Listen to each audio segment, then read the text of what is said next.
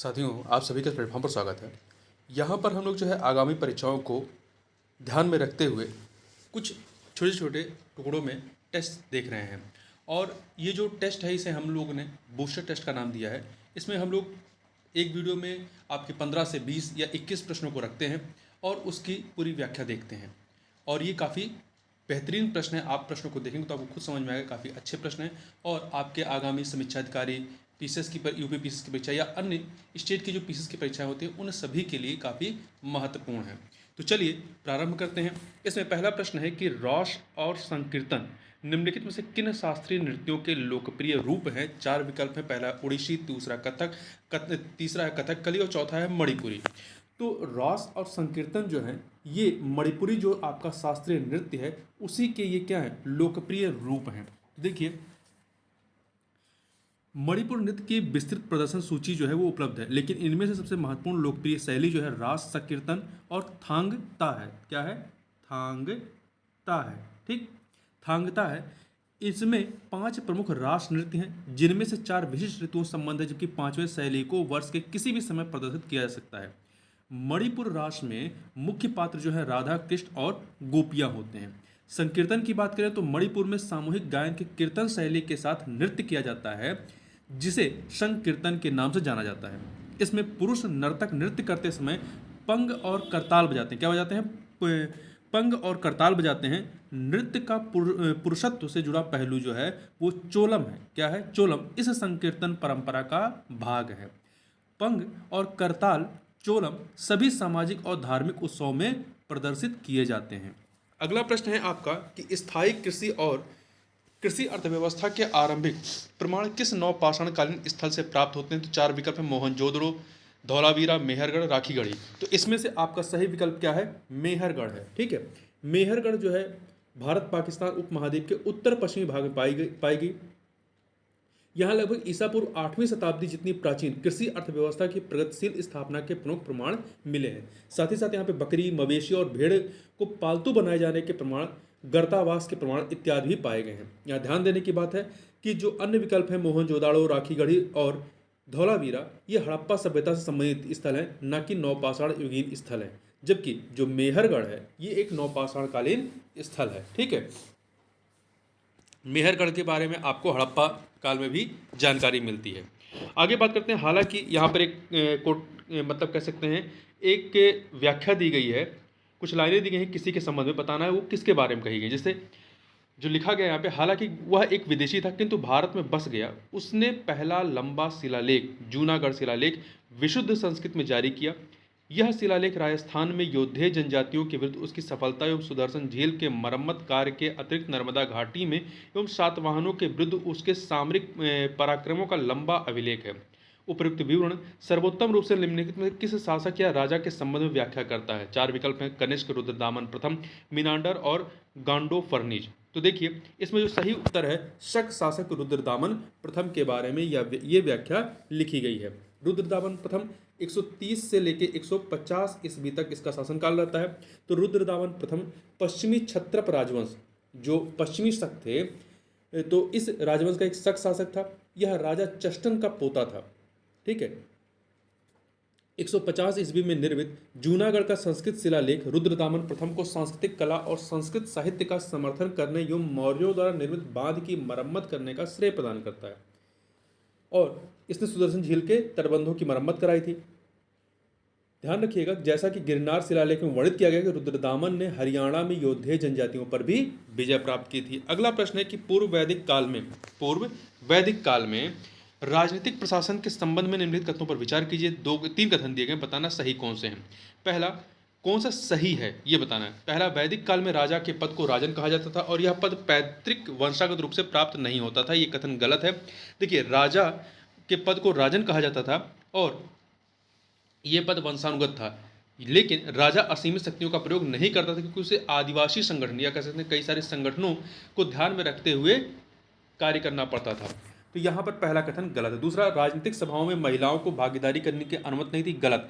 ऋग्वेद में कई आदिवासी सभाओं जैसे सभा समिति विदत गण, सभा समिति विदत, बीदत है। ठीक है, ध्यान रखिएगा, बीदत गण का उल्लेख किया गया है। ये सभाएं विचारात्मक, सैन्य और धार्मिक कार्यों का संपादन करती थीं। ऋग्वैदिक काल में महिलाएं भी सभा और विदत में भाग लिया करती थीं। सभा और विदत में, समिति में भाग नहीं लेती थी, ध्यान रखिए, सभा और गण में, सॉरी, सभा और विदत में भाग लेती थी, समिति और गण में भाग नहीं लेती थी। यहाँ ध्यान रखिएगा कि जो यहाँ पे पहला कथन है गलत हो गया, दूसरा कथन गलत हो गया, तीसरा नागरिक तंत्र या प्रादेशिक प्रशासन नहीं था, यहाँ पे ये कथन सही है। वहाँ कोई नागरिक प्रणाली या नागरिक तंत्र या प्रादेशिक प्रशासन नहीं होता था, क्योंकि लोग एक क्षेत्र से दूसरे क्षेत्र की ओर प्रवास करते हुए सदैव घुमंतु अवस्था में रहते थे। तो यहाँ पे आपका पहला वाला विकल्प, पहला केवल 1, एक सेकंड गड़बड़ हो गया, सी वाला, क्योंकि तीसरा कथन ही केवल सही है, तो केवल 3 मतलब सी विकल्प आपका सही हो जाएगा। आगे चलते हैं। अगला प्रश्न है कि ईसा पूर्व 6ठी शताब्दी के गणों या संघों के संबंध में निम्नलिखित कथनों पर विचार कीजिए। 2 कथन दिए गए हैं। पहला है कि गण में एक नहीं बल्कि अनेक शासक होते थे, सही बात है। देखिए, कुछ साहित्यिक स्रोतों जैसे कि पाणिनि के अष्टाध्यायी और मज्जिम निकाय में गण एवं संघ शब्दों का प्रयोग समान राजनीतिक शब्दों के रूप में हुआ है। ठीक है, तो ये जो गण या संघ होते थे, यहाँ पर जो है एक नहीं बल्कि अनेक शासक होते थे।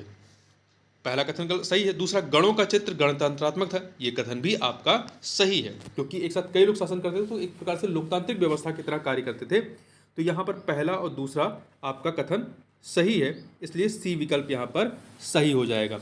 जैसे कुछ उदाहरण देखें तो महाजनपदों के 2 संघ वज्जी और मल्ल थे। महाजनपदों के 2 संघ जहाँ पे इस प्रकार की व्यवस्था थी, वज्जी और मल्ल थे।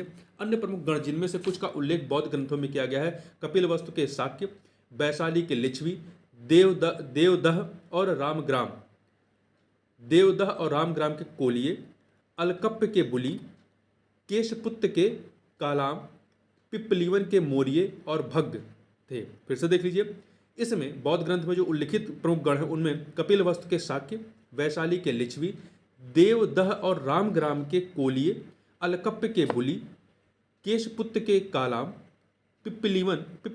पिप्पलीवन के मोरिये और भग्ग थे। आगे बढ़ते हैं। अगला प्रश्न है कि सातवाहनों की सामाजिक प्रणाली के संबंध में निम्नलिखित कथनों पर विचार कीजिए। 2 कथन है। पहला, सातवाहन शासकों में उत्तराधिकार मातृवंशी होता था, यह कथन गलत है। गलत क्यों है? क्योंकि देखिए, सातवाहन शासकों को मातृ नामिक नामों, मतलब माता के नाम से व्युत्पन्न नाम से पहचाना जाता था, जैसे गौतमीपुत्र सातकर्णी। ठीक है, तो नाम माता के तरफ से होता था, लेकिन सिंहासन का उत्तराधिकार पितृवंशी होता था, इसलिए पहला कथन आपका गलत है। दूसरा, उन्होंने कभी भी वर्ण व्यवस्था से इतर विवाह संबंध नहीं किए, ये कथन भी गलत है। देखिए, जो गौतमीपुत्र सातकर्णी था, ये काफ़ी कट्टर था, इसने 4 वर्णों के लोगों के मध्य अंतरजातीय विवाह की अनुमति नहीं दी थी, जबकि उसके पुत्र वशिष्ठ पुत्र पुलमावी ने शकों के साथ भी विवाह संबंध स्थापित करने में संकोच नहीं किया, जबकि जो आपके शक थे वो विदेशी नस्ल से संबंध रखते थे। इस प्रकार से 2 के दोनों कथन क्या हैं, वो गलत हैं। तो यहाँ पे डी विकल्प हो जाएगा, ना तो 1 ना तो 2। कई बार सुर्खियों में रहने वाला गुरिल्ला आंदोलन FARC निम्नलिखित में से किस देश से संबंध है? इसका संबंध जो है कोलंबिया से। इसका फुल फॉर्म देखिए, FARC, तो full form the revolutionary arm force of Colombia. ये कोलंबिया का सबसे बड़ा एक विदेशी समूह है। आगे बात करते हैं। देखिए, उसने युद्ध के स्थान पर धर्म और साहित्य के पुरुषार्थ को वरीयता दी। वह स्वयं एक लेखक था और उसे काव्यशास्त्र पर कन्नड़ भाषा की प्रथम पुस्तक लिखने का श्रेय प्राप्त है। वह एक महान निर्माता था और कहा जाता है कि उसने ऐसी राजधानी नगरी का निर्माण किया जिसकी शोभा इंद्रपुरी को भी परास्त करती थी। उपर्युक्त परिच्छेद निम्नलिखित में किस प्रसिद्ध राष्ट्रकूट राजा का वर्णन करता है? तो 4 विकल्प हैं: दंती दुर्ग, अमोघ वर्ष, गोविंद तृतीय, इंद्र तृतीय। तो इसमें सही उत्तर है अमोघ वर्ष। देखिए, राष्ट्रकूट राज्य वंश का जो संस्थापक था कौन था? दंती दुर्ग था, ये भी याद रखिएगा। तो अमोघ वर्ष के बारे में ये पूरा व्याख्यान दिया गया है। ठीक है, किसके बारे में? अमोघ वर्ष के बारे में ये पूरा आपको यहाँ पर व्याख्यान मिलता है। अमोघ वर्ष ने 68 ईयर्स तक शासन किया था। ठीक है, और उसने जो राजधानी थी, इसकी राजधानी नगरी मान्यखेत का निर्माण किया, जिसकी शोभा इंद्रपुरी को भी परास्त करती थी। तो यहाँ पे आपका बी विकल्प सही हो जाएगा, अमोघ वर्ष। अगला है light detection and ranging. Light detection and ranging, lidar का फुल फॉर्म याद रखिएगा, लाइट डिटेक्शन एंड रेंजिंग प्रौद्योगिकी के संदर्भ में निम्नलिखित तथ्यों पर विचार कीजिए। पहला, यह सुदूर संवेदन अर्थात रिमोट सेंसिंग प्रौद्योगिकी का एक प्रकार है, बिल्कुल सही है। ठीक है, ये कथन आपका बिल्कुल सही है। यह जो है सुदूर संवेदन अर्थात रिमोट सेंसिंग के प्राकृतिक रूप से उत्सर्जित विकिरण के स्थान पर अपने ही ऊर्जा स्रोत का उपयोग करती है, ये ध्यान रखिएगा। दूसरा, इसका प्रयोग शहरी मॉडलिंग और बाढ़ जोखिम मानचित्रण के लिए किया जा सकता है। बिल्कुल सही है, क्योंकि ये रिमोट सेंसिंग के काम आता है, मतलब दूर से ही चीज़ों के बारे में पता लगाया जा सकता है। इसका प्रयोग वातावरण में एरोसोल एवं कार्बन डाइऑक्साइड के वितरण के मापन में किया जा सकता है। तीन के तीनों कथन यहाँ पर सही हैं, तो यहाँ पर आपका क्या हो जाएगा, डी विकल्प 1 2 3 सही हो जाएगा। अगला है, सरकार ने कुछ समय पहले कई साल पहले भारत में इंटरनेशनल सीबेड अथॉरिटी के बीच एक अनुबंध का अनुमोदन किया था। यह अनुबंध किससे संबंधित रहा है, तो ये देखिए थोड़ा करंट अफेयर का क्वेश्चन है, पुराना है, तो बहुत ज़्यादा जानने की जरूरत नहीं है इसमें। बस इतना याद रखिएगा कि जो पृथ्वी मंत्रालय है, पृथ्वी विज्ञान मंत्रालय, उसके द्वारा इंटरनेशनल सीबेड अथॉरिटी के साथ एक अनुबंध किया गया था। किसके लिए, समुद्र में जो पॉलीमेटालिक सल्फाइड्स होते हैं उसके अन्वेषण और अन्य विकासात्मक गतिविधियां संपन्न करने के लिए 15 वर्षीय अनुबंध पर हस्ताक्षर किया गया था। आगे बढ़ते हैं। अगला प्रश्न है कि भारतीय इस्लामी वास्तुकला के संबंध में सराय क्या है। भारतीय इस्लामी वास्तुकला के संबंध में सराय क्या है। 4 विकल्प। पहला, शहर के प्रमुख किलों को जोड़ने वाली सुरंगें, नहीं। स्मारक के रूप में बनाए गए नगर द्वार, नहीं। लोगों को अस्थायी निवास स्थान प्रदान करने के लिए बनाए गए वृत्ताकार नगर, बिल्कुल सही है, सी वाला। डी, शासन के द्वारा स्थानीय बाजारों के लिए निर्धारित किए गए क्षेत्र, नहीं। देखिए, ये मुख्य रूप से साधारण वर्ग या आयताकार योजना पर निर्मित वृत्ताकार नगर होते थे। इनका उद्देश्य भारतीय और विदेशी यात्रियों, तीर्थयात्रियों, सौदागरों, व्यापारियों आदि को अस्थायी आवास प्रदान करना होता था, सराय का। ठीक है। अगला है, निम्नलिखित में से कौन से जैन धर्म से संबद्ध विषय वस्तु निम्नलिखित में से जैन धर्म संबद्ध विषय वस्तु क्या है। 3 चीजें हैं, अणुव्रत, महाव्रत, संलेखना। नीचे दिए गए कूट का प्रयोग कर सही उत्तर चुनिए। तो ये तीनों के तीनों का संबंध जो है जैन धर्म से है, अणुव्रत, महाव्रत और संलेखना का। तो यहाँ पे 1 2 3 डी ऑप्शन हो जाएगा। देखिए, संलेखना को अन्य नामों, संलेखना क्या है, एक प्रकार से जैन धर्म में अपने देह को त्याग करने की एक विधि होती है। तो संलेखना को अन्य नामों जैसे कि संन्यास मरण, समाधि मरण इत्यादि के नाम से भी जाना जाता है। आगे बढ़ते हैं। अगला प्रश्न है आपका, निम्नलिखित प्राचीन दक्षिण भारतीय पत्तनों पर विचार कीजिए। 3 नाम दिए गए हैं, मुजरिश, अरिकमेडु, कावेरीपट्टनम। उपयुक्त में से कौन से संगम काल संबंधित है। 3 के तीनों जो है संगम काल संबंधित है। जो इसमें मुजरिस है, मुजरिस ये केरल या मालाबार तट से संबंधित रहा है, और जबकि अरकमेडु और कावेरीपट्टनम जो है ये वर्तमान भारत के दक्षिणी सिरे पर तमिलनाडु वाला जो हिस्सा है, यहाँ पर संगम काल संबंधित प्रमुख व्यापारिक केंद्र और बंदरगाह थे। तो यहाँ पर डी विकल्प हो जाएगा 1 2 3। अगला है, प्राचीन ऋग्वैदिक काल में प्रायः गविष्टि नामक एक शब्द का प्रयोग किया जाता था। यह शब्द किसे संदर्भित करता था। 4 विकल्प हैं। पहला, ऋग्वैदिक काल के जो युद्ध होते थे उसे ही गविष्टि कहा जाता था। यहाँ पे पहला विकल्प सही है। ठीक है।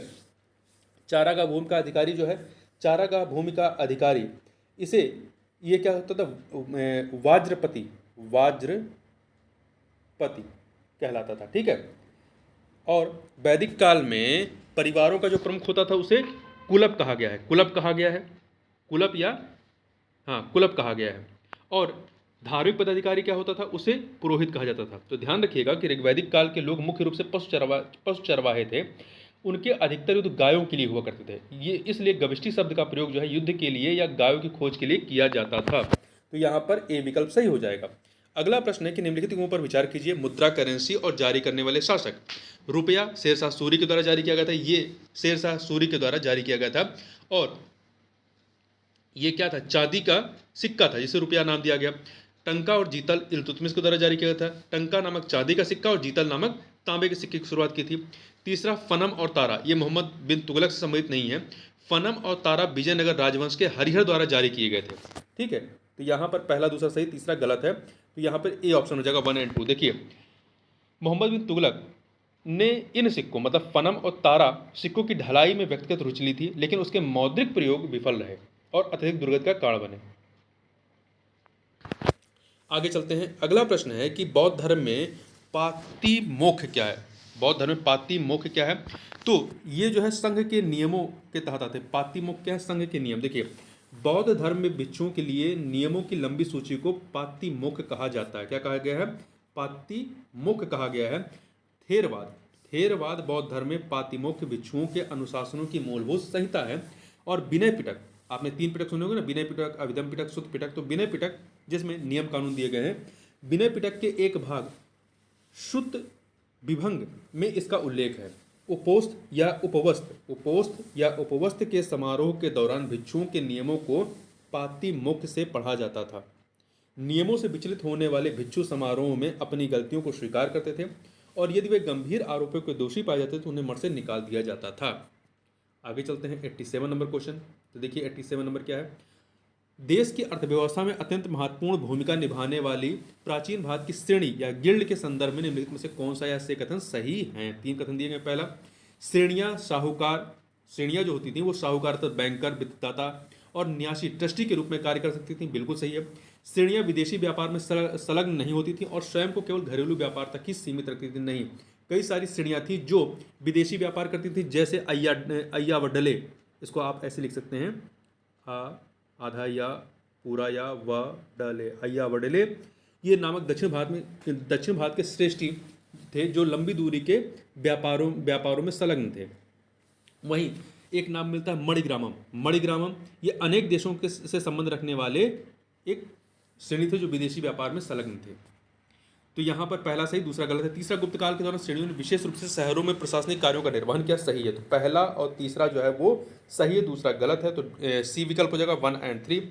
अगला है गुणों के संक्रमण, पुण्य के अंतरण का विचार बौद्ध धर्म के किस संप्रदाय संबंध है। महायान, हीनयान या वज्रयान। तो ये महायान से संबद्ध है। किससे? महायान से संबद्ध है। ठीक है। तो देखिए इसके अनुसार सामान्य मनुष्य बोधिसत्वों की सहायता से दुख से मुक्ति प्राप्त कर सकता है। अगला है प्राचीन भारतीय इतिहास के संदर्भ में भोजक शब्द किसे संदर्भित करता है। गांव का मुखिया, राजस्व अधिकारी, धनी व्यापारी या सैन्य अधिकारी। तो जो गांव का मुखिया होता था उसे भोजक या ग्राम भोजक के नाम से जाना जाता था। आमतौर पर एक ही परिवार के पुरुष पीढ़ी दर पीढ़ी इस पद पर आसीन होते थे। दूसरे शब्दों में यह पद वंशानुगत था। ठीक है। तो ग्राम भोजक आमतौर पर सबसे बड़ा भूस्वामी होता था। सामान्यतः उसके पास भूमि की खेती करने के लिए दास और किराए पर रखे श्रमिक हुआ करते थे। इसके अतिरिक्त जो राजा होता था उस राज्य का, वह चूंकि जो भोजक था शक्तिशाली होता था, तो प्रायः राजा के द्वारा भोजक का उपयोग गांव से कर एकत्रित करने के लिए किया जाता था। साथ ही साथ वह न्यायाधीश की तरह भी कार्य करता था गांव के स्तर पर, और कभी कभी अभिरक्षा अधिकारी अर्थात पुलिसमैन जैसे रूप में भी कार्य करता था भोजक।